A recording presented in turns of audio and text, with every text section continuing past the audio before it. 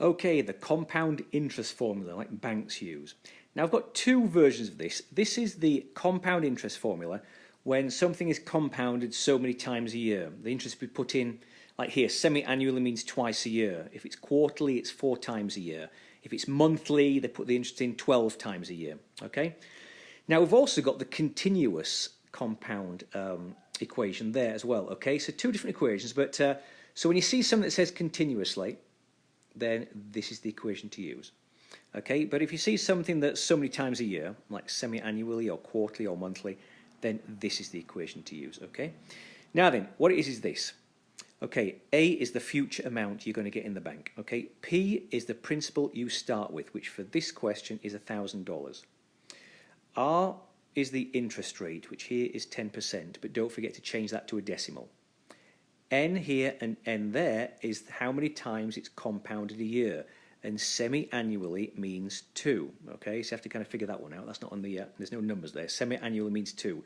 Just like do it quarterly means 4. Monthly means 12. And time, we're going to do it for 2 years. So just coincidental that the same 2, okay? Right, now I'm going to erase this and write actually the numbers down, okay, in the equation. So I've got to remember the equation. Hopefully you do too. So the amount I will get, I start with $1,000, okay? 1 plus. The interest rate is 10%, and that's 0.10, okay? 10% written as a decimal.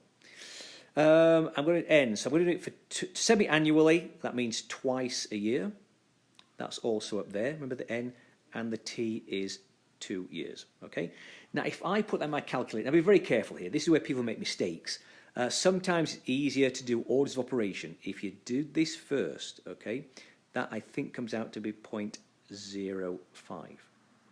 Then I'm going to raise it to the power of 4, okay?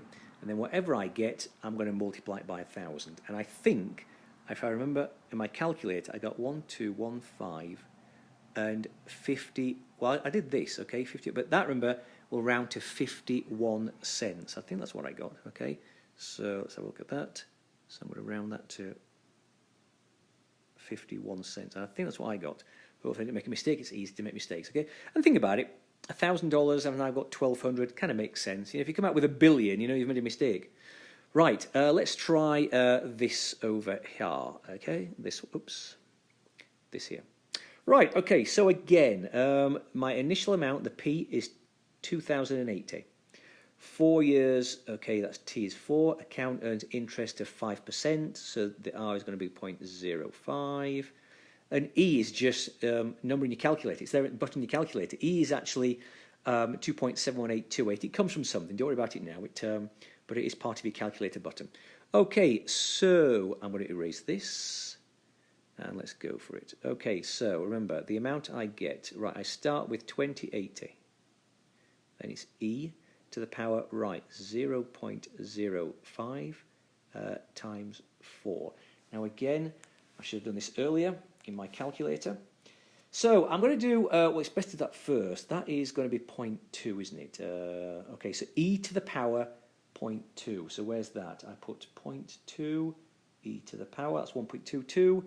That's not too bad. Then times it by 2080 equals 25, 40, 52. 25, 40, 52. Well, that's what I get. Hopefully you get too. Okay? So again, these are really just calculator questions, but just try not to make a mistake.